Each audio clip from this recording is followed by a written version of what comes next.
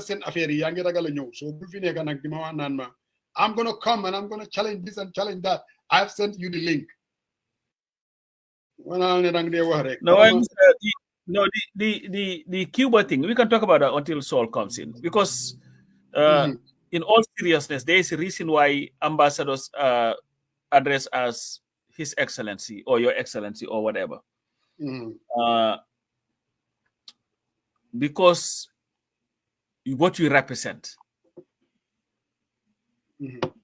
The president is Your Excellency, the vice president is Your Excellency, the other people address as that would be the ambassadors. Yes. Because what you are is the de facto leader of your country in the territory that you represent. And this is why where you live, your offices, the embassy, are considered like a autonomous territory. They are, even the sitting government cannot just barge in without permission. Those are the powers that you have. You have immunity from prosecution unless your government below you decide to lift those immunities. It's just this complicated thing. You are at a higher level of respect anywhere, wherever you go. If you deal with embassies, you come like in the United States here, you are tax exempted from anything you buy. You go and just take your card out. This thing, you can even be stopped by the police. You can again as an embassy card. What are they going to do? They will report it to the State Department. The State Department will have to take it up with with your government. So this is why it is absolutely important, Musa, that those we send to represent us, we should be one of the best to represent us. It's not just for anybody. But since the change of government, we've had unscrupulous people, if I want to call it that, who've been appointed in various embassies around the globe. There's not been a lot of thought process put into it. It's either political appointees or people who are close to somebody, we dump them at the embassy, either as ambassadors or whatever. We have everybody in the struggle pretty much. UDP guys, a lot of them were appointed as ambassadors all over the place. Yeah. And I don't think it was based on really whether they had the training to be diplomats. Oh, no. More so than they are political appointees. Let's just be honest. Some of them were our friends, and all these things are still our friends. And what we're seeing today is a very sad situation. We saw it in DC,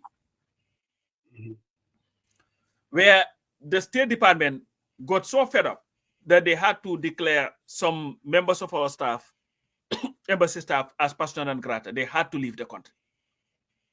And for them to go to that level, Musa, is always a very tall order. Absolutely. We've seen it under Jammeh. It's not new. Under Jawara, we did not hear about it. It wasn't prevalent. It was not. Yeah. I mean, under Jawara, we remember the people who were, tried and convicted because they were smuggling cigarettes. Because when you do it, you are sullying the name of your country. Look at what happened in Cuba. And it is now playing in the public space, where the deputy ambassador fought with the ambassador. The deputy ambassador is accusing the ambassador of impregnating a girl who was doing that. He's a drunkard. And then you ask yourself, are we a serious country, Musa? Yeah. And the thing is, there was something that Khalifa said. Ne sani karta matei, nguri matei rek la jural. I know. Because if you, let's say, there is one in Mauritania that's been recalled. They say Mbaro gave him money for the people in Mauritania, he ate the money. Yeah. So you would think, before I appoint anybody, I would have an audit of all these people and see people who are competent and can represent our country with distinction and send them there. This is why in serious countries like the United States, for you to be sent anyway as an ambassador, you have to go through the Senate Foreign Affairs Committee. Really, yeah. They will vet you, and then you go to the full Senate to vote. Put it up or down. Put it up or down. Yeah. And it's frustrating sometimes. But I think, Musa, the thing is, nobody takes anything seriously in our country. Look at the people that are representing us. The Rambo Jatas, the Fatoumata Jahumpa Sises, all these people. And it's just from one scandal to another. Now people can dismiss it. But what does it say about our country and how serious we are? Musa, I think it's a big joke, and I think it is something that this government, President Barrow, to really have a serious rethink. Otherwise, we will continue to be embarrassed around the world. So let me go back to Saul, what he wanted to say before I say mine, one or two, what I think about this whole thing. And I'm not far away from what you're saying, to be honest. I think I endorse everything that you have said. I mean, that's not a common thing to do. Saul, young man, PPP. Any kind of juxtaposition with the no. So what's up? So, oh shit. What's up, my young What's happening? So, Yangva. Yeah, yes, I needed to add you. I'm sorry. That's all right. Money.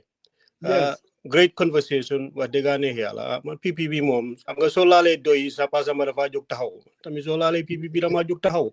Why yo? Well, I'm gonna jahal Sol. Wow. Yo, send ka PPP sa. Is that not in violations of the civil service act or whatever? Yo, you are a public servant. So I how don't work for the government anymore. I don't work. So I'm gonna find no. Believe me. But so they could PPP, but PPP making good neck Nende. Like you put your different PPP every step of the day. He was a closeted PPP. Why go ahead? By the way, I'll let you guys have that conversation. Being here, sometimes you look at things from outside, and then you start thinking these small businesses in advertise. For a while now, Mang Don Halat.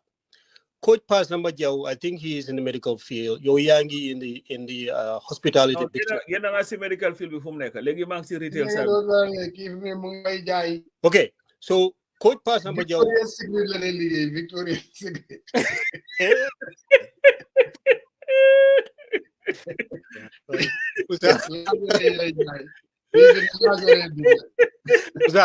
I'm going to see Alalum Dewa. That's breaking news. Oh, this man. You know what? So do the chances that he would even write about it. Breaking news. Wow. Anyway, Lumara Wahmoine, Pasam Bajau being in the retail business, Yo Yangineka in the hospitality business. And I happen to be in a different. Yeah, I happen to be in a different section. But you get entertainment. But Musa. Mandama yakar ne ñun Africa, yes, people can claim there's development happening in Africa, but one of the things ne kuñ di move in a fast pace compared to Asian countries moine business. These people like these girls ñi ngay nak di jaay sen kani bini what do you call it again? Kani spice. Okay, so an average Gambian or African daf ko gisee ne okay ki mu ngay def business.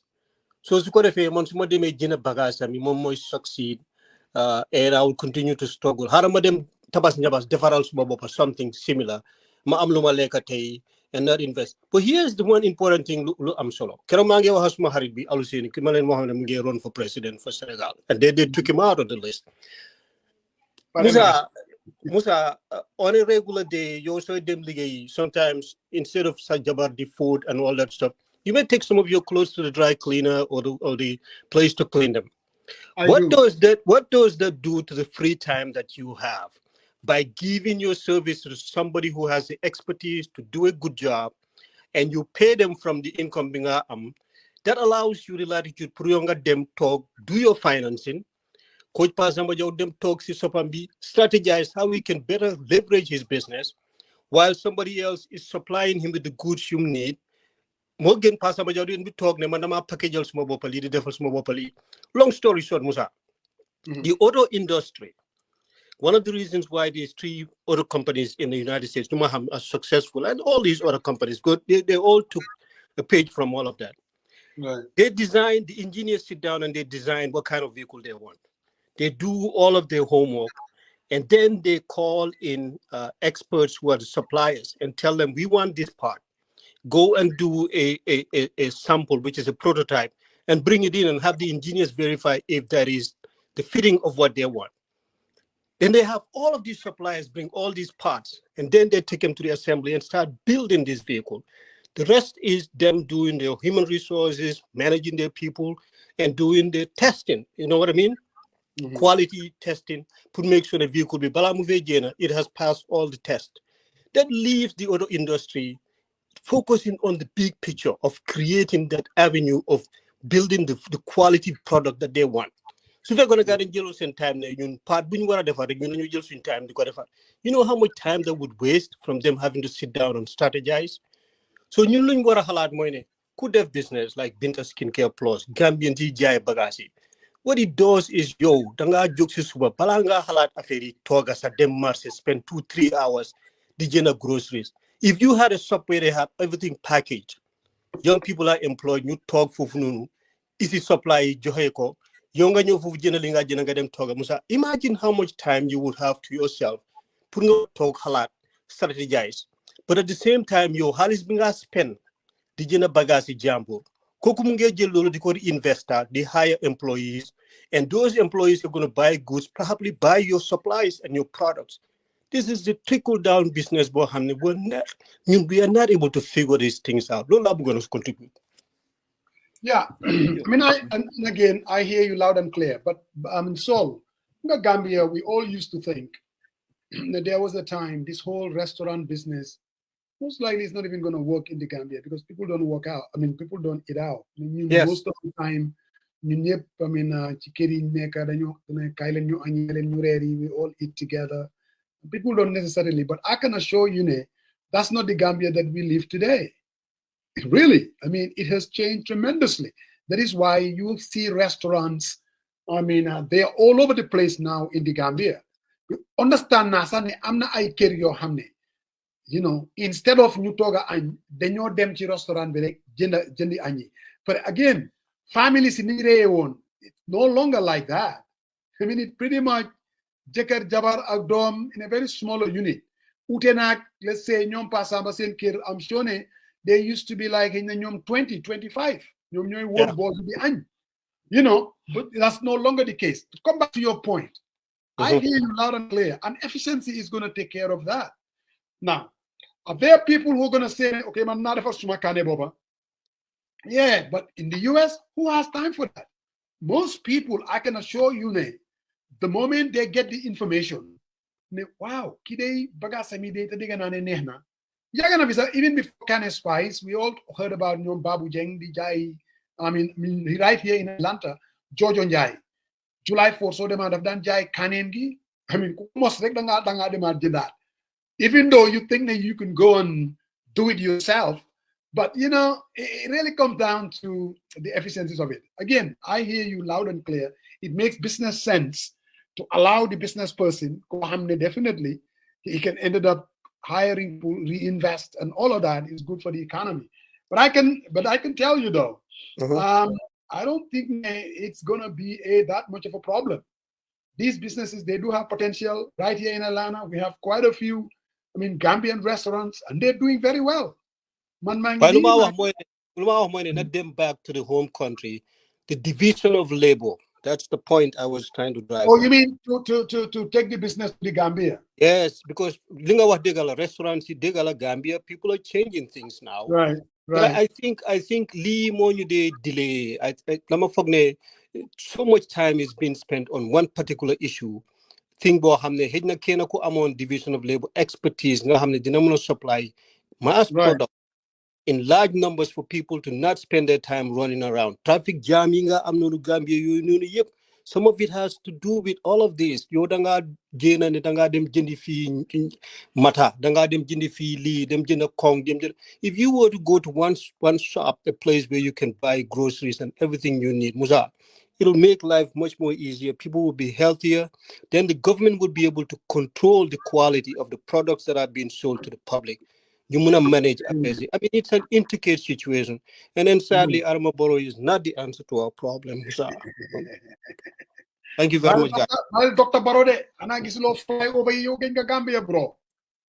Gambia 2022 de won na fa de ñew na de na len de man luma gis Musa man mala fa mujé joggé wa de gala yo ya ko ke yeen dem gen twice bala man ma dem and the last time I came. Yeah, he's doing his number there. I mean, Adama Barrow do them fen. I think Musa, the guy is going to bail out as soon as Macky Sall packs his stuff and leaves in 30 days. That's when you know Adama Barrow is different. I don't know Coach, about that. I pass. I don't Coach, think Macky Sall going and coming would have any impact on what Adama Barrow is going to do. Okay, Musa, you know coffee wate for the people by the people. On this day, the 3rd of March, mark my words. Waji, he does not have the answer to our problems. Of our bailout. I'm not saying that he does or he doesn't. Yeah. I'm not saying either. Well, all I'm saying is, I don't think, because Macky Sall is going, not about that. And that is not going to have any. The Senegalese security, the ECOMEC guy is going to stay in Gambia, so Macky Sall deme. I don't know. Again, this is the point. No, I don't. I mean, Bulgaude. I don't think one thing people keep on saying, and let's say if Pastef were to win, that they would withdraw their security. I don't see that happening like that. No, because I think politics is a lot more intricate thing. Will it end down the line? Because let's understand, ECOMIC, yes, they are more Senegalese soldiers, but it's not the making of Senegal alone. It's an ECOWAS thing. So I think that it would take much longer than that, because pull international forces to withdraw. It's not something that just happens overnight. So they may go there the duration of his term, but I know it depends on the relationship that Barrow is going to have with the next president, and I don't see it being a very complicated one. Well, Coach, I agree with you to some point, but I'm getting the security detail of Adama Barrow is encompassed by the Senegalese security forces. Yes, but in same time, security. I disagree. Musa, No. It was until 1989 when Abdou Diouf decided to No, man, Coach, we provided the security detail for Sadauda. There was no Senegalese person providing. No! Perimeter security. Perimeter security. Why, boy? Why? My boy. I mean, I was there. Perimeter security, yes. But Jawara's security detail, there was the only person who was closest to Jawara was the Nigerian security advisor who was there in the state. No, but Hamga, you're mistaken. Violent Jahan, man. No. I think you're missing something. The Nigerians came after the Senegalese left. Exactly. No. Coach. So, Coach, we did not have any security detail providing Sadauda the security detail that he needed with Senegalese. Lola explain me. Monday, that's not what I read in Sadauda's book. When he woke up in the morning, went to the state house, and there were no security details around him, and he'd be like, "What the hell happened?" Yeah, Yaya Jammeh was right there with me. You never know state house. No, and for I miss the point, because after one thing that you're missing, after the Senegalese left, when the government decided, you know what, now we're going to have our own people now providing our security. Yes. Coach, I did not leave Gambia until 1993, boy. No, Mama, maybe you did not pay attention. I know the young guys are getting old Gaga over Pastef. No. Listen, no. I'm gonna solve Makla. So most. So who like a daughter dinner? Even it's one thing to be an opposition. It's another thing. Now you're governing. It's a whole. I agree with you 100%. You're confronted with the issues now. You're supposed to make decisions. And I can assure you, I mean, if they start to be that reckless in terms of some of the things that they're saying when they're opposition, I can guarantee you, it's not gonna, that honeymoon is not gonna last very long Well, with you know Senegalese what, Musa? To be governing honest with is you, very to be difficult. honest It's with very you, complicated. they're going to be faced with a whole lot more complicated issues. And I have made comments that then said in Gambia what happened to us and what we're dealing with. It's not going to be a smooth ride. Why no matter what morning?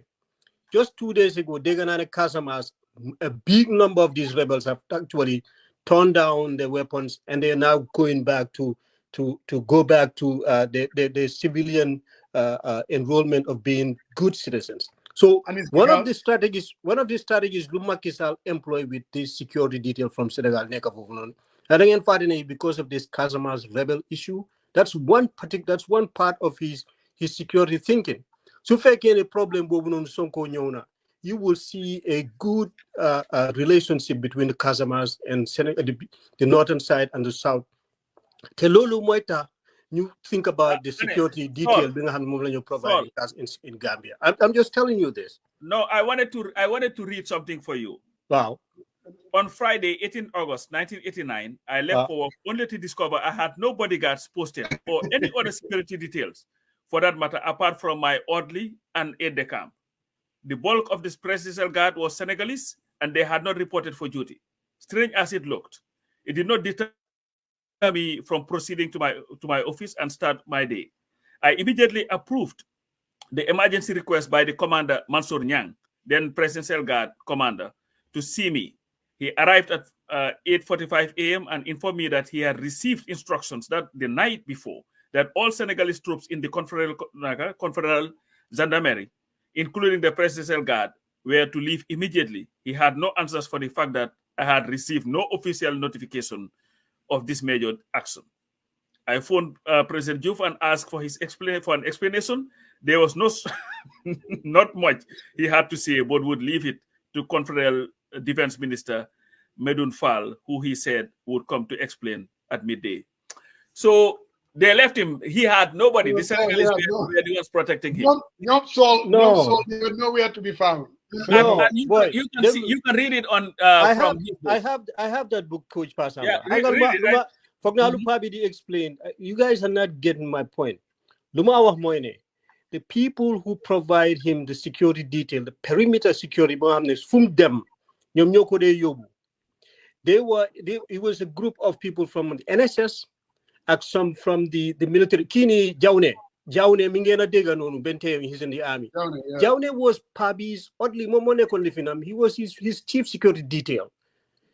Jaune also has that though.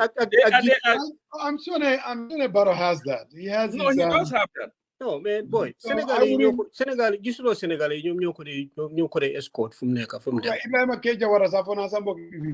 even admitting to that. The Senegalese were the security detail after 81 until 89. With some Gambians. 89 was when everything that's the PPP no, now.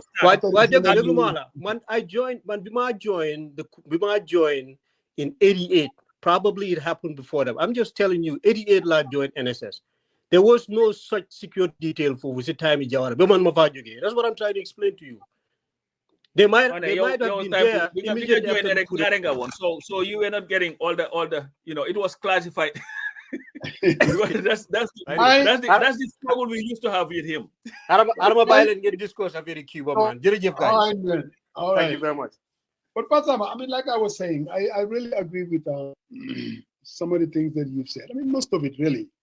I mean, that goes to the bottom of how some of these people are appointed. Now, I really understand the politics of it. They say even in mature democracies, they do the same thing. If you look at Biden, the people that he tends to appoint, I mean, most of them, they were either politicians, or pretty much his political supporters. As far as the position of ambassador, where the difference is, I think somebody was saying that, where the rest of the team, these are usually diplomats, like the State Department. I don't think that they're going to handpick you just because of your politics. There's a lot more to it. So the way we go about it, I mean, Taimi Jame and Taimi Barrow, things haven't really changed. I mean, even just after you kind of alluded to it, just after Jame was defeated, I mean, the same thing happened. They went ahead and it was seen as compensating, paying back to their supporters. we all witness it here. We all see people that were appointed in embassies. I mean, they were not people that didn't support their party. No, they were not doing that. Now, as far as the position of ambassador, man, I think the president should have the leeway to appoint whoever he wants. I mean, seriously. Now, I like the idea of going through a confirmation hearing. Because, I mean, you know, in a confirmation hearing, even here in the US, no, they already agreed, nay, it's the discretion of the president to appoint whoever he wants. And sometimes they would have to respect it. So hearings, if they concentrate on some other things, let's say, whether do you really have the experience, do you have a checkered past, those kind of things. But generally, I mean, the Senate would across the board accept whoever the president appoints. While unit positions, definitely, those are the ones that needs to be depoliticized, if you ask me. Let them find people, let's say the deputy ambassador, right now, the one that is in Washington. Yes. I mean, you need people that are competent. I mean, he was here during the independence. I mean, he comes across as a very able person. Or even the ambassador Sibopam, you know, or even the ambassador Sibopam, accountant general. Yeah, you know. So I don't have a problem with that. I mean, what we are witnessing though, and then maybe we need to even revisit. I understand, just like any other country, we all want to open up embassies. Why, man? For the life of me, bro, a poor country like the Gambia, our economy, can we really afford it? Is it really necessary? Some of these embassies, what do they do? I even just I reached out to Lamin Diba, and he was also supposed to come. He's heading to Geneva, I think. That's why he wouldn't be able to make it. Just to have an understanding. Embassies, boy, I mean, on a day-to-day basis, what in the hell do they do? I mean, that makes it so much, we value this. Now, I understand, I mean, we need to be able to deal with countries, whether it's in Cuba, whether it's in Washington. I do understand that. But the fact that we're in an extremely poor country, budget allocation when it comes to Ministry of Foreign Affairs, is always way up there. And what are we getting in return? Apart from giving these guys jobs? Nothing, absolutely. They don't have the skill sets, and we have absolutely nothing to show for it. It's going to take someone who is totally different, Asama, to you know what? This system needs a total overhaul. That's what we need. I mean, Vincent Mendingao and these, Hyderabad, but I'm sure in other embassies. Wasn't it? There was another one in Russia. They took a picture of him. Yep. Banging away, you know. I mean, was he the guy who was also running for president? I think he was there. That was. He was there. Yes. But I don't think that he was the one. But he was there as I don't know, whatever the position was, Lamin Boja. I mean, he was there. Wasn't that why didn't that picture happen while he was there? I'm not working sure. at the embassy or something? No, but the thing is, Musa, a very matter we do, and we cannot just use our embassy as a dumping ground. Anybody, and look at Yom Haidara was appointed because he endorsed the presidency. And you see, does it happen in this country? It does. I said, forming a political party, we should make it as difficult as possible because you find yourself in situations like this. I'm serious. But you know what though? You know what though? Manduma, let me give you an example. Luma Abang APRC. If you were to take that guy, what's his name? He was the deputy chair of the co-chair of the party committee, the APRC guys. Yeah. Amol Nyasi. Yeah. Every time I've watched that guy closely, wherever you see him, you see that at least he holds himself in high regards. Somebody like appointing, maybe I may not have a problem with it. But we can also just reduce our whole embassy with everybody. It's a joke. No, this guy in South Africa, Rambo, come on now. Rambo has no business being in. Seriously, I don't think he has what it takes. The same thing. I don't think he does. Seriously. Well, you know what, Musa? You have Sidinjai as your deputy speaker, so I don't think you can have anything. You cannot have it any crazier than that. So I'm man understand now sometimes the politics of it. I'm man even far back at Tombong Jata. I remember the beginning. I'm not totally against Fabakary Tombong Jatta. I have a problem with him, seriously. But I understand the politics of it, him being nominated as speaker. Seriously, there are some appointments. I get it. So much of President Fini Tamit. I am going to make decisions. There are going to be political consideration is going to be there. But it has to be a balancing act. You have to take, I mean, really, you just can't just do it. It looks like over the, the guy who was caught in Russia is now the permanent secretary, Ministry of Technology. The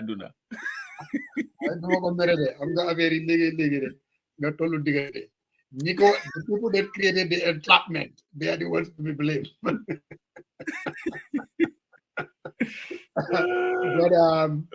I hope now the president will look at these things very seriously. Are we going to see the changes? I don't believe that. Now, at least I want to give Bharat also, at least they're making a swift. They recall them, and I think hopefully they're going to fire them. And Musa kay fu kurfeñante amé kay fu war dara war fa am mom I don't think they, you know, I don't think it matters who is at fault, who did what, because I read both of them, and that has nothing to do with anything, you know. Wow, they dafa biral na ndaw ci yobu ko ci clinique bi pour ñu gëné biir bi embassy bi ko fay, you know, and it's like what kind of nonsense is this? That tells you even the maturity of the person making his case. I'm not surprised because he's trying to justify why he did what he did. Yo, you were there with him all this time. You've never raised anything. You haven't raised the issue. No, why Musa Wahnane? He wrote to the permanent secretary, but never got a response from them. No, let him put out a letter. Negotiate Western Gambia. All along, I was sending this information. They pay me no mind. That's the letter I want to see. I mean, it's one thing and how I get angry a little bit and I send a letter to the permanent secretary. I mean, that's just one thing. But he took his time and wrote this lengthy. Guy Burfuri dal. Because Haidara, I think, also from Burfur, and then Nagala to the Kenenki, Bojang is also from Burfur. So there is something in the water. So, we also, I did mention last Sunday, Jishobine, we're going to be having bankers sending us banker steak. Problem in Gambia, he's having problems of downloading. To send us. Like I told you. If you want to send something from Gambia, Pulmo X Sunday, you have to start sending it on Sunday. Hopefully, they're not experience Sunday. But with this new program that we have, I mean, what are the possibilities that before the show we can have he can record it. He can record it. He can record it because what you do is if you have him where you can call him through and just record that part. That's just what you're gonna do. So the moment he doesn't have to do the uploading. But the problem being will you have a very stable internet? You know, banka badorala. So the last time I was on an interview with him, they called him. I'm like, how do you know that you're having an internet? Internet connection. So he's not very okay. So well, anyway, I think it's now past 3 o'clock, guys. Yeah. You know. I mean, definitely we had to wing it today. Let's be honest. We had Honorable Silla lined up, so we thought we were going to have him this Sunday. Unfortunately, they're busy opening bureaus all over the country. So yeah, he wasn't able to make it, so we have to scramble. And no, but I think Musa, I am going to reach out to, because there is a bill that is being tabled by the National Assembly, and I think it's going to start soon. We have the FGM bill. We also have the electoral bill. Yeah. I think those things need to be discussed. The FGM bill, I think it will be a colossal mistake to decriminalize that act. The more you listen to victims of it who've gone through it, talk about it, the more you know that it's not something that should be done. Of course, I understand the cultural aspect of it and all that. But like we used to say when I was at the African Center for Democracy and Human Rights Studies, we used to encourage the ceremonies without the cutting. You know, which they can do. And but looking at our National Assembly, though, boy, on both sides, even opposition, bisa, you have table is opposition. You know, they are the ones kind of looking at the politics of it, thinking that they can milk it. And it's of sad. course, And then obviously, Imam Fati. Yes. To me, I believe he's one of the most dangerous citizens. I know Natali will be dangerous. I don't care. Something that he wrote there. Nobody is going to tell them at the age of 13. And come on now. I don't think that has anything to do with anything. So money. So they made at 9 listing. That's just barbarism. How would you nanga amesa domsa 13-year-old gonna yakome punkal?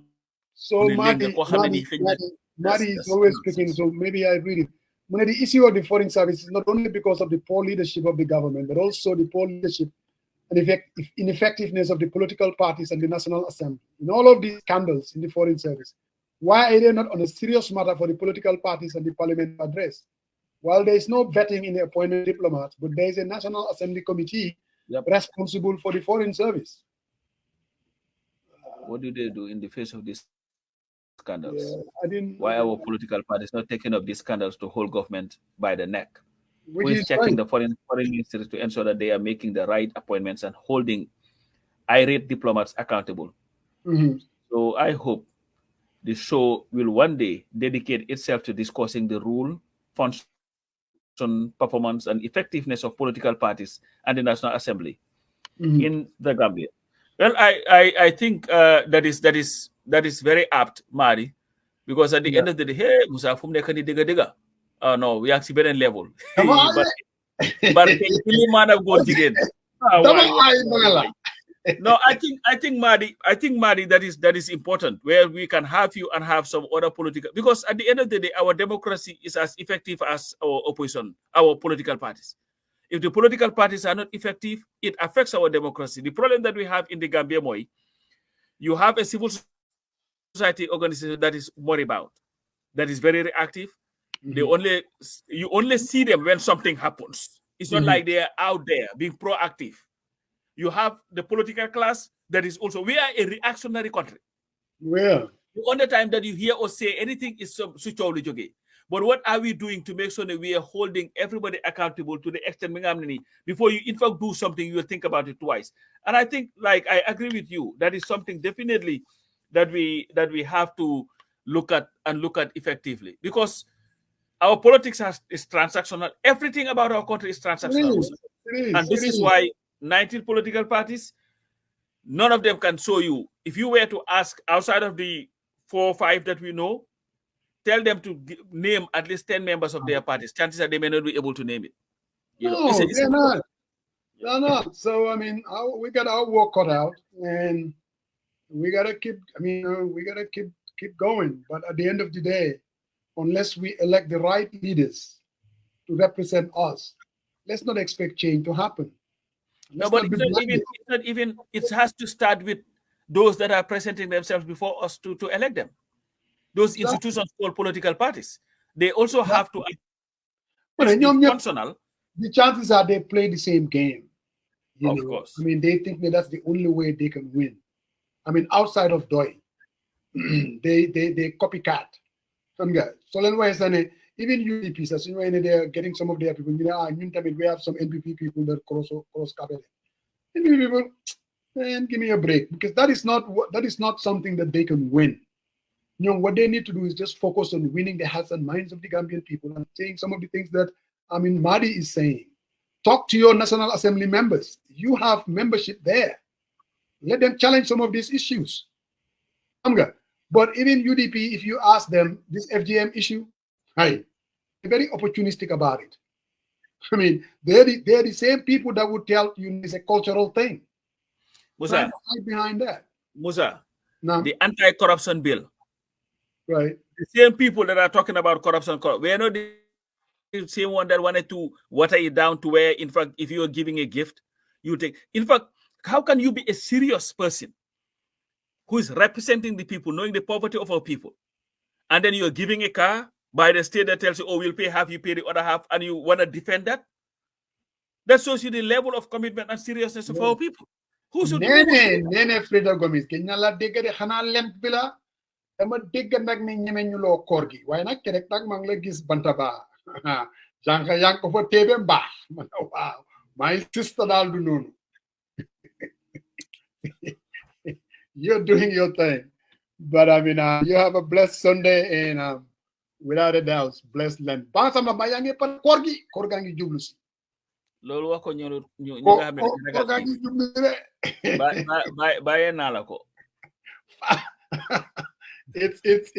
it's coming around. So Bazama, with this, I'm sure we'll be living in the next 2 minutes. You did talk about a little bit about prices going up, and like we all say that obviously our inflation is important. There's absolutely no doubt about that. But again, people expect the president to do something about it. If you were to give a little bit of ideas, what can they do in terms of, I mean, short term? You need, I mean, you just need a short term fix. I mean, obviously, there's always a long term policy prescriptions that countries do adopt, whether it's, whatever they're doing in agriculture, rice production, and things of that nature, whether it's the value of the DASI, those kind of things. I mean, in comparison to foreign currencies. But in the short term, what is the fix? What can the government do to at least help somebody in Kaur? What can the government do to help the greater Banjul area? Like you said, the bag of rice is expensive, oil is expensive. Already the government is doing something. They're telling you they are not even actually taxing, I mean, the importation of rice to the country. But you see, Musa, I think that's where the problem is. Mm-hmm. Because the way that we run our governance system and our economy, parties will soon be 20, and in fact, very close to 40 people. 90 people. Good. Let them come, and I support them forming their parties. But Musa, what I'm saying, Moine, what they do is this Lambadach economic policy is not going to solve it. No, but let's just. Are you saying the Minister of Finance, our man, is doing a Lambadach? It's not necessarily Kuneka at the helm. It's the system Sibopam, and we've been having this problem forever. The best time that we had, where we were at least able to do something towards that, was, let's say, even during the PPP time, when we had the GPMBs and all this, when we were producing something. Right. The problem that we have, Musa Moy, we are so dependent on importation of goods. Mm-hmm. And when you are importing everything, you have very little control as to, how you're going to determine the prices. Right. So we have a consumption economy. Absolutely. And not a producing economy. So meaning that you have to have a government that has long-term ideas, strong ideas, and say, you know what? Let's look at Gambia. Why is it still not problematic for Gambians? How can a country that can produce anything still be dependent 100% on the importation of rice when we can produce rice in Singapore? But what is happening, Moy, unless we have mechanized economy, inject Halisi economy, let's say for rice production, Singapore. We've been talking about that forever.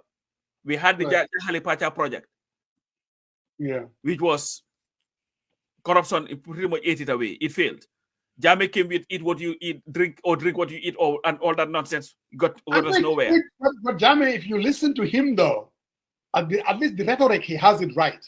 He was saying that no. They will tell you that it's not what you say, but what you do. It's what you implement. But now, even listening to you, to be honest with you, because now I'm watching Senegalese politics a lot. They're making the opposition, they're making the same argument.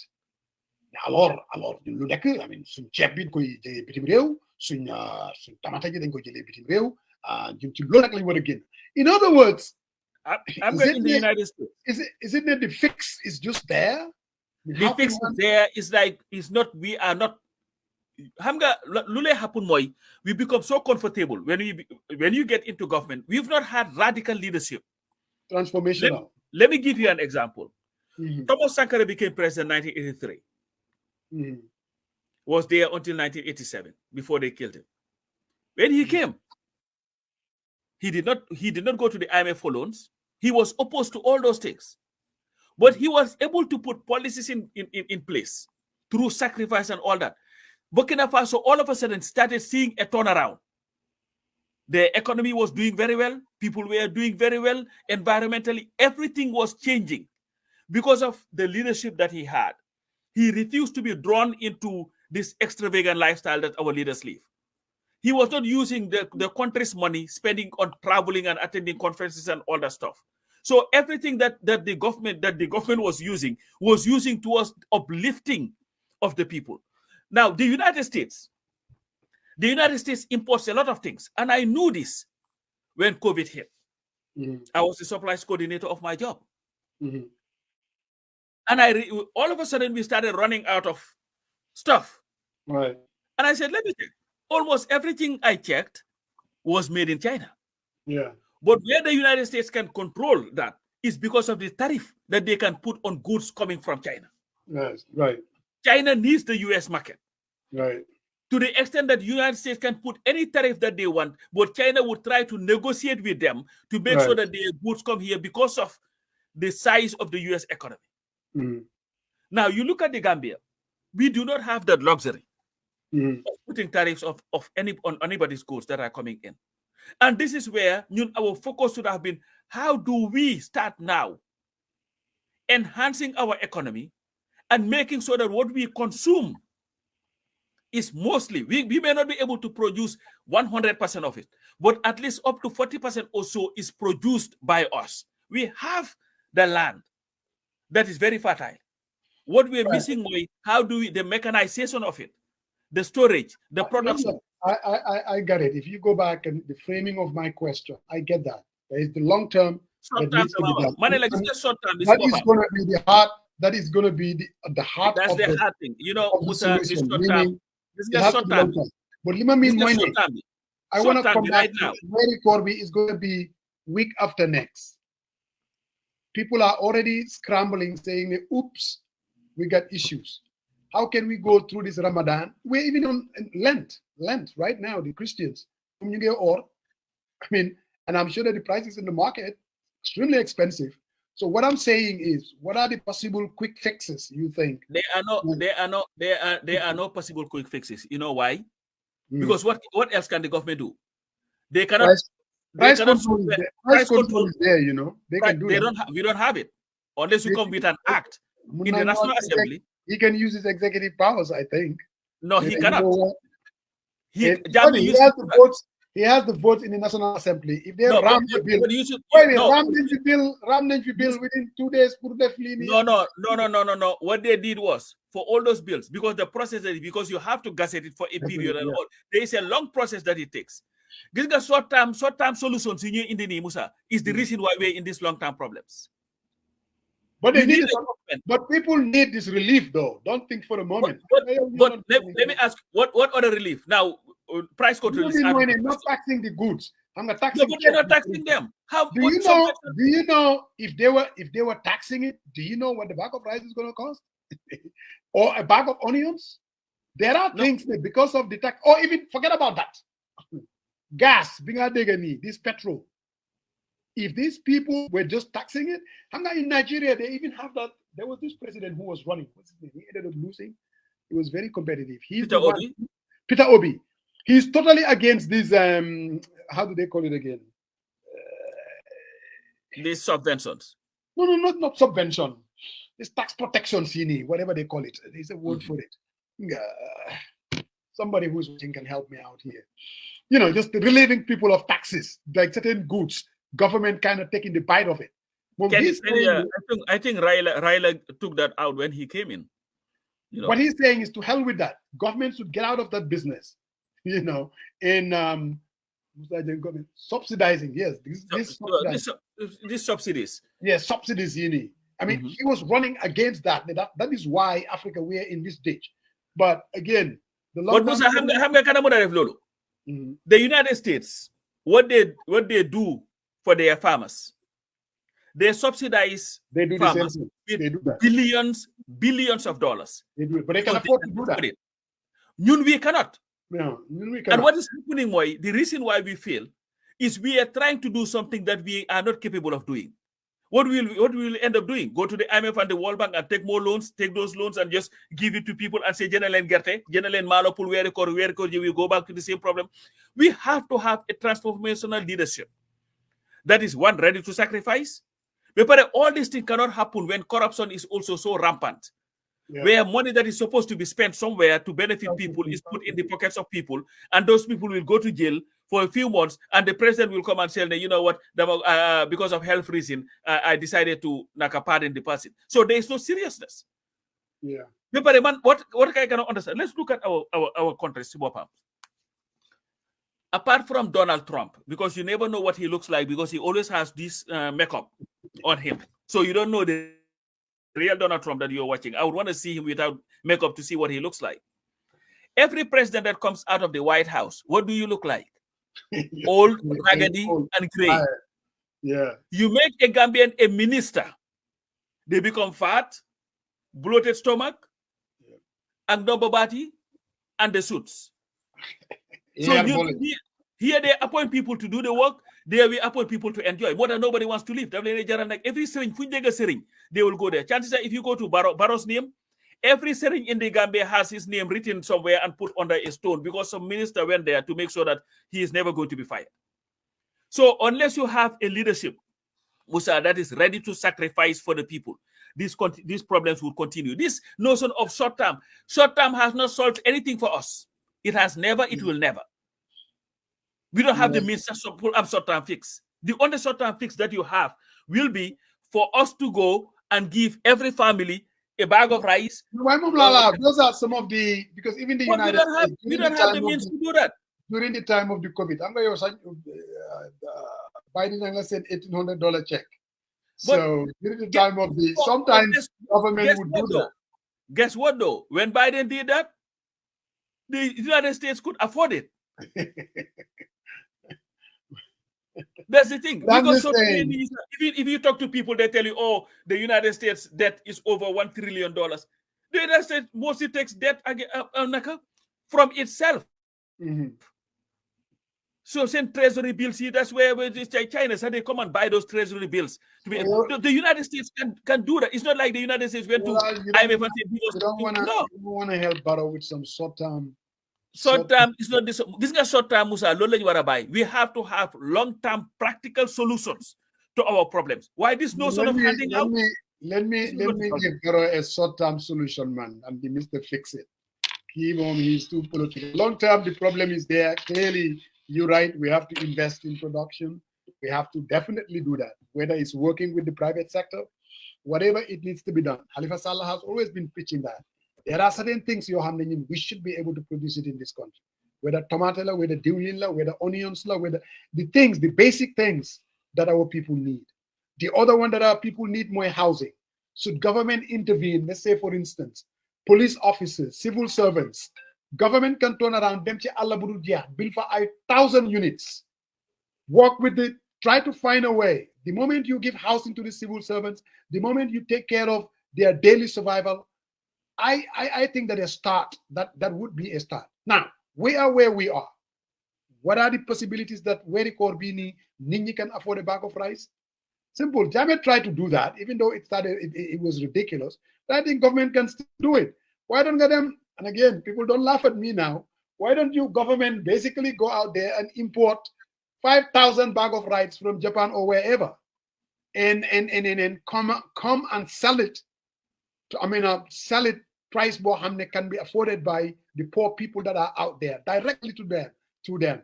Again, it's a short-term fix. Does it fix the problem? It does not, but it will give relief to the poor people. We used to have what we call NTC. Yes, National Trading Corporation. Yes. Again, it's a short-term. You open one in Kuntaur, you open one in Kaur, you open one in Georgetown, you open one in Basse. National Trading Corporation for the short term for people to have relief, whereby only basic commodities are going to be sold. They're going to sell rice, they're going to sell tomatoes, they're going to sell at least you can walk into that shop. You know what they would do? They will bring prices down, even in the private sector, if you want to be competitive, because you can't compete with government. Short term. If you want to sustain it, it's going to destroy the economy, no doubt about that. But in the short term, that could be a short-term fix. Musa, and guess what? When we did that on the PPP, your town, Kawur, become a buzzing place because of the GPMB that was there. The GPMB was doing everything, including turning groundnut into oil. You Wow. It was there. We used to produce that in the Gambia. We used to, yes. Yes. And NTC was there doing what it was doing. Was corruption there? Of course it was. No, but then IMF. Sorry, go.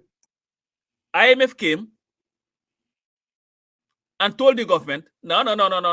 This is not sustainable. ERP. We have to do economic recovery program because they were also taking loans left, right, and center. We could not pay it. And GPMB. I kind of agree. It's not the role of government to do that. I mean, in a sustainable manner, I don't really believe that. I don't think that's the role of government. The only reason why I'm saying it more as a short-term fix. No, I mean, government cannot. I'm going to and this is the problem with you hardcore capitalists. When FDR, I think it was FDR who came with this nakala to the was it Social Security, your Medicare, and your Medicaid. The argument was it's not the role of government to do that. You know, we are a capitalist society. That's socialism, then all these things. But I don't think anybody wants that to go away, except the Republicans who talk about it every time. But when they have the opportunity, it's just like Obama, they poo-poo at it. We're talking about but Pasama, I'm just talking about short-term fix.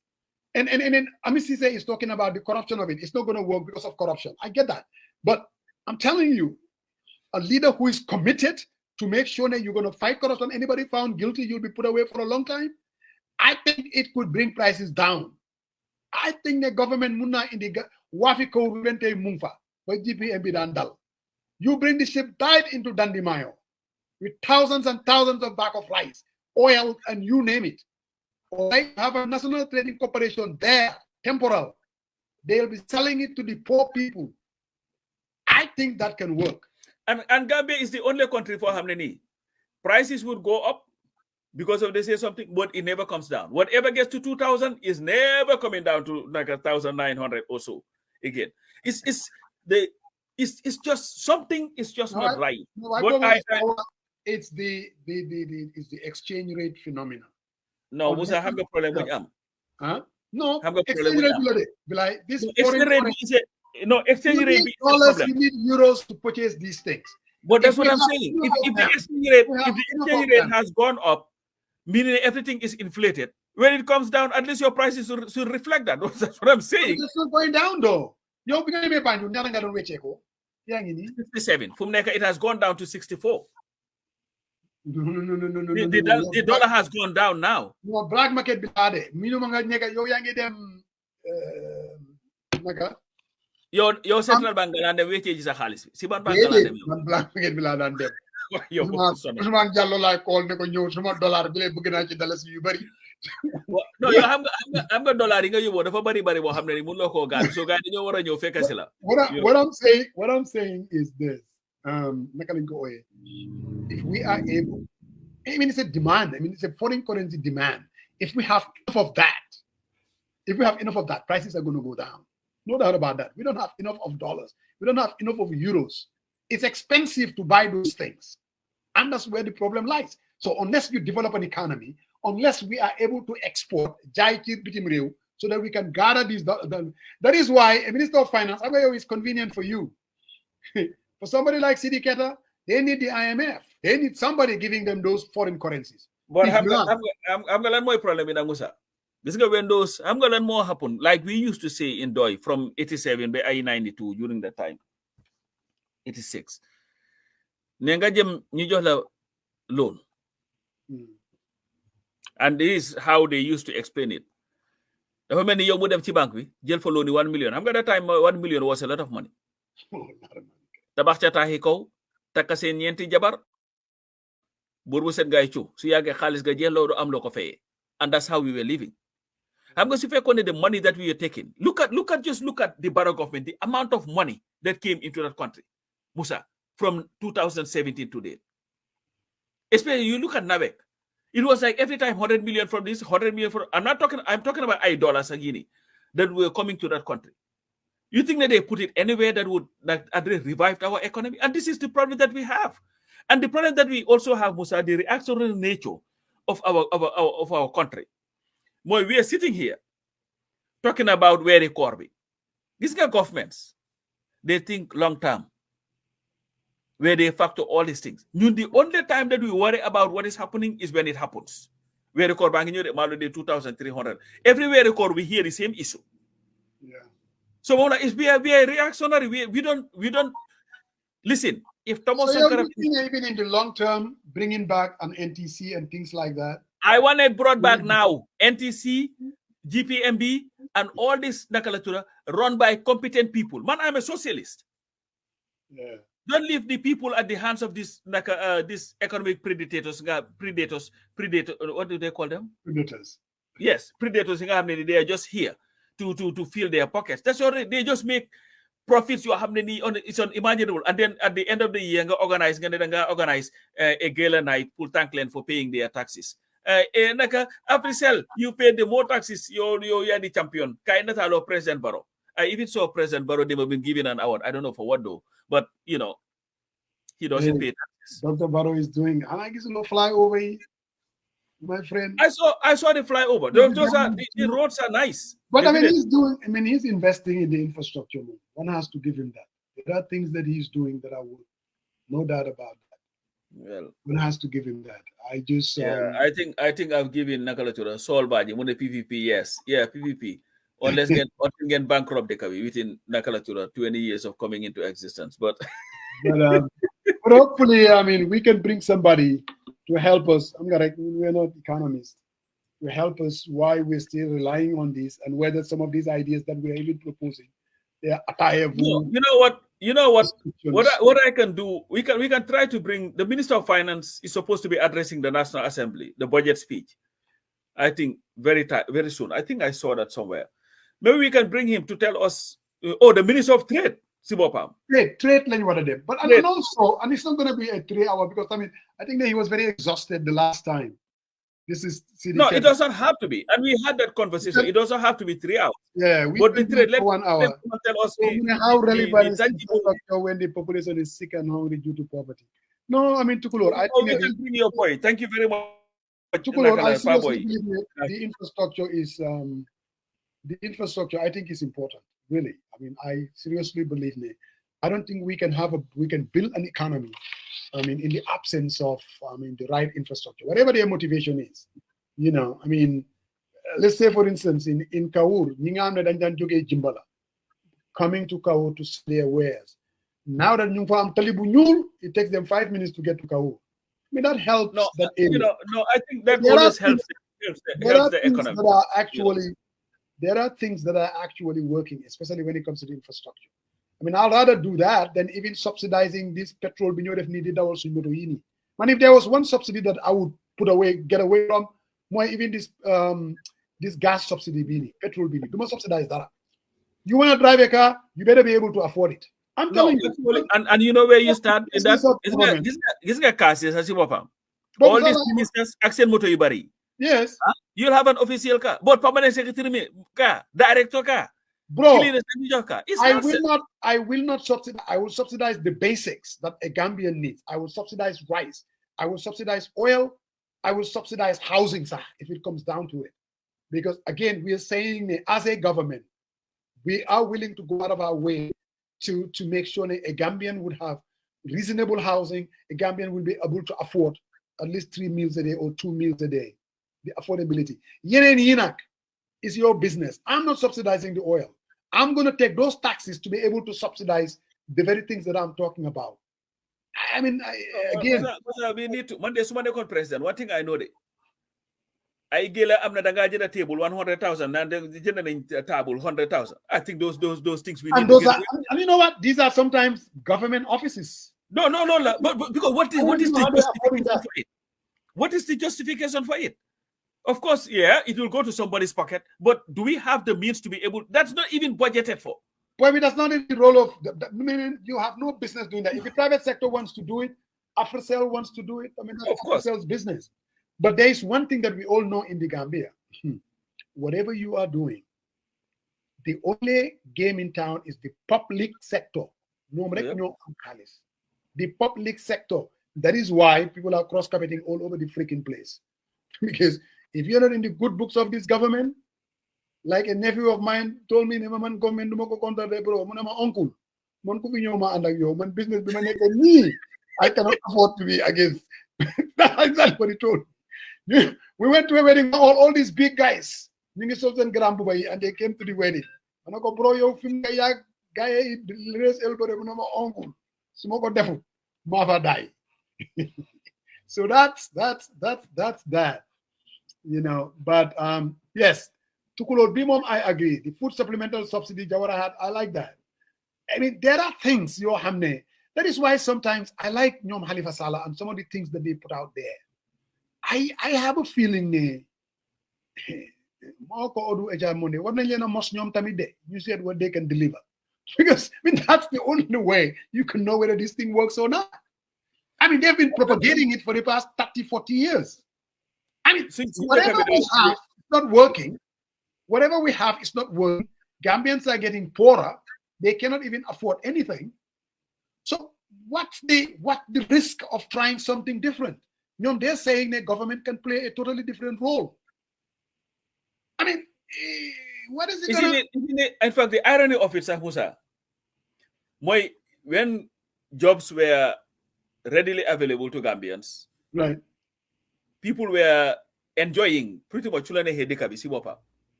was pretty much during the time when the PPP had that socialist system, if you want to call it that, with the GPMBs, the NTCs, and all. As soon as that ERP came, that was when we started seeing our problems. Everything started collapsing. Now, Musa Jeng dafa wàcc school do am liggéey toog ca kër ga di naan ataaya suba ngoon guddee bëccëg. Yeah. You know, that's what it was. So, but again, argument is not the role of government to create employment. They're saying the role of government. Okay, they play with words and phrases. Is the role of government? But what is the role? What is the role of government? Government is there to just leave people at the mercy of everybody. If government can do whatever it is to better the livelihood of the people, that's the role of the government. That's why they are appointed and have all these ministries. What they're looking at more samples, call them templates. What is happening in the Western countries? They are able to at least confront poverty in their countries. The role of government, if you look at how many people really do work for the federal government in the United States or even state government, they're limited. Everybody is in the private sector. I mean, that is the nerve center of the economy. But guess what though? But the United States was able to build an economy that can sustain itself, where a Microsoft can come and develop into $1 billion corporation. The NBA, National Basketball Federation, by shooting basketball, can develop into $1 billion corporation. A TV station can be $1 billion corporation. So when you have that, nobody will want to work for government. There are people who do not want to work for government because what they'll be paid in the private sector is much more than what the government is going to pay them. So that's the thing. But if you have our like in the United States here, Musa, you've lived here forever. Leave him up forever. Okay.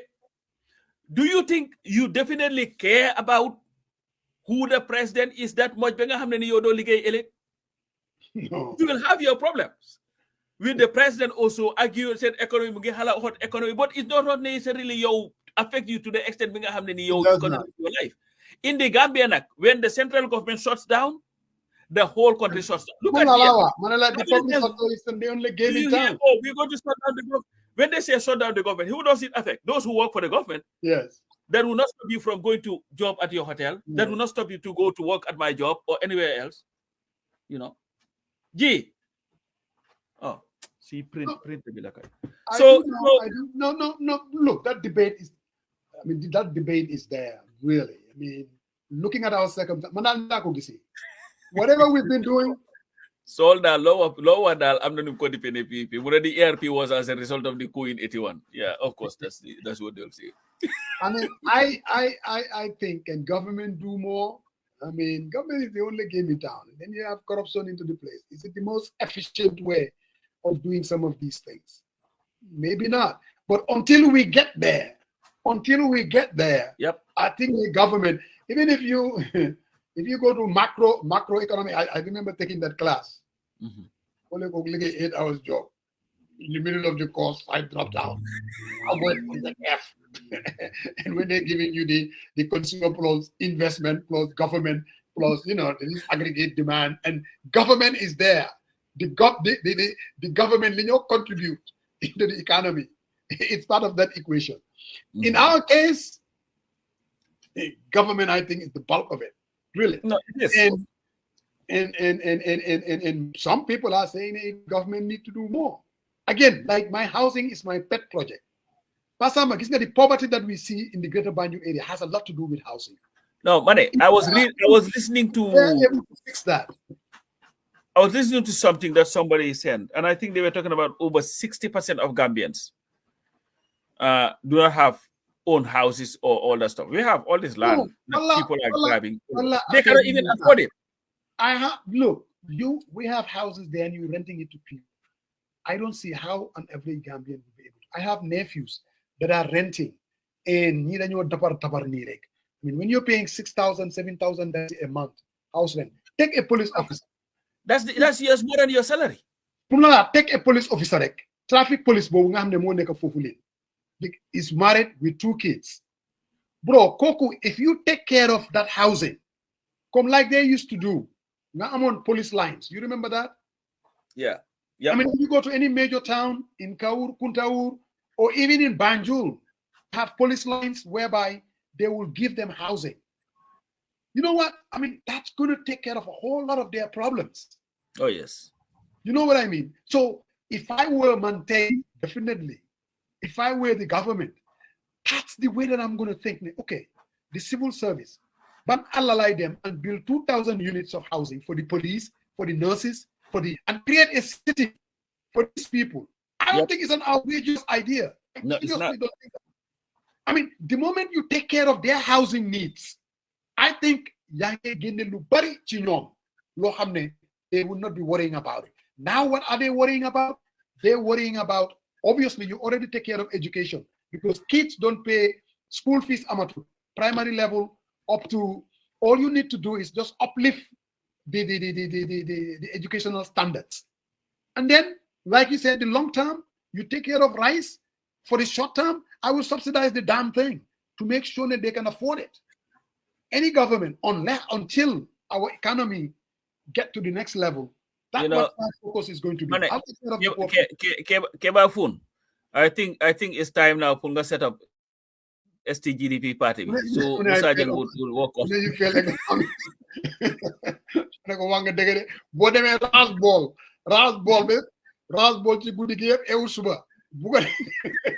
and then you go to class, you like in flip charts, you like a project of this.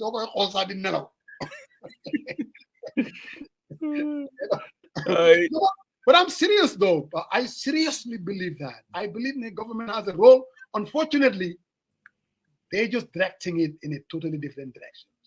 Subsidizing petrol. To hell with that. I mean, I think that's a lot. But again, maybe it's easy for us to say, When they see your subsidy, then I'm also in ambulance, motor policy, essence, at least, No, but yeah, I mean, yes, no, I'm not your hamne. Obviously, they're there. I mean, government can, for ambulances, government can, and I'm sure that even here in the US, when you go to any police outfit or station, I think that they do buy their own gas in bulk. They don't just go to the gas station, be man mayo they them. I mean, that's not how it works. I seriously believe. No, Musa, we have the solutions to our problems, but we lack the leadership to solve the problem. That's just what it is. The solution is there. What it needs is the leadership with the political will to change it. I'll just come back to Thomas Sankara. 3 years, he was able to, 4 years, he was able to transform Burkina Faso. And he didn't do it needing loan from World Bank or IMF or any of these things. He came and said, you know what, I'm going to sacrifice. There'll be no corruption. And the sacrifice that he did, why did he came? Well, he was a captain. Salary, Munele, I'm going to maintain my captain's salary. He didn't have to do that. These bands, Munele, we don't need all that. Jailen, I'll use Piso. When you travel, you travel. Nobody travels first class. Do you think Barrow can change? Let's say, for him to go out there and say, elect me 2026, and you'll see a different Barrow. You mean like what Yaya Jammeh was telling Kiev, Nakalatura, Ali Momar Jai? Just one more chance, Rek. Believe me, you'll see a different Yaya Jammeh. I just want to do one more chance. That's it. What you see is what you get and what you will continue to get. As long as Barrow is in president, you're going to get no difference from what it is. Tey ñu ngi ibi ñu ne bundung la gaay ibi sen regional bureau bi tomorrow nañ dem Casamance fu nekk la ñuy ibi bureau. Am mas gi tamit da ngeen wara dem nak form seen parti def ni masi Pastef bi. I'm a member of the party. I'm a member of the People's Democratic Organization for Independence and Pluralism. A lot of people call me ne convincial coach mu ñew nekk secretary general of Doy mané len ki bim yagé di lek gi ko bim nekké do ñew fi la xam ya ñi def ni bim nekk ne di lek ci hamburger yi lek cheese yi ni ku ko bu ko yobbu sanga I don't eat cheese. So nah, it's a problem. It's not going to work. This guy is way. Legi dama ko gis mu sol nga am ne mom sa rew la daan sol legi bu sol soup ak tay mané Halifa legi daf lay sol xaftaan de so bayna forogi so we evolved and I don't think it's Syria. Well, guy be like we're gonna leave you. We will be back next Sunday inshallah. Nenjema said bring serious people that would at least get maybe let's work on Minister of Trade. I think so. Yeah, I'll get his number and call him because he has answers, because he's also being accused of being a part owner of some new organization that's running the airport or whatever. So we'll give him an opportunity to come here. I see people that are raising that issue. Again, you know, I'm not sure how true those accusations are. I'm not seeing why direct. Well, unless you prove it wrong, it remains. Well, now you can't just throw accusation. Okay, prove me wrong. I mean, that's not how it works. I mean, well, those people have to make accusations and then you put the evidence there. Say I think they. Easy. Well, we'll give you an opportunity to tell us whether that is true or not. Yeah. Or not. So. Pap Samba. Yes, sir. Bonbe Dimasak Jama, and thank you all our viewers for definitely dialing in every Sunday and listening to our rant. We want to thank Canny Spice for sponsoring this program every Sunday. We need to bring her though. There are some issues that Sol Baji raised. I'm gonna part of, and maybe next Sunday you put her 5-10 minutes and she can talk about does she have any possibilities of exporting these things to Gambia or those kind of things. I think that's what some of the things that Saul is talking about.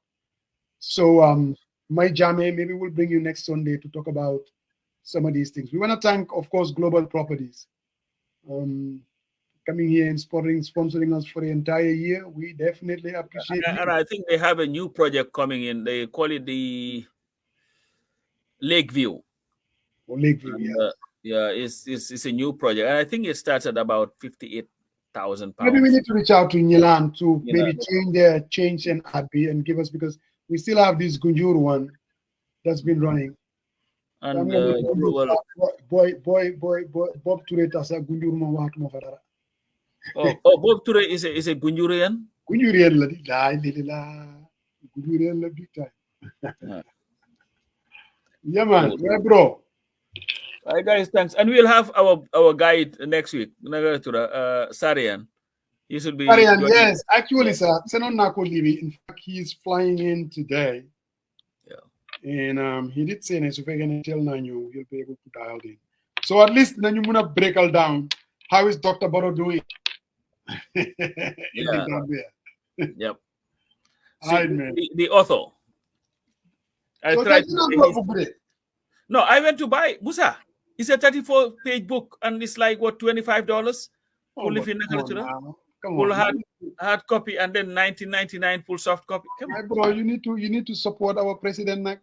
No, I just buy books of Gambians. If Gambians write, I try to buy it, but I'm like, I don't think a kid's book 34p years today. But anyway, maybe I will, but I don't know.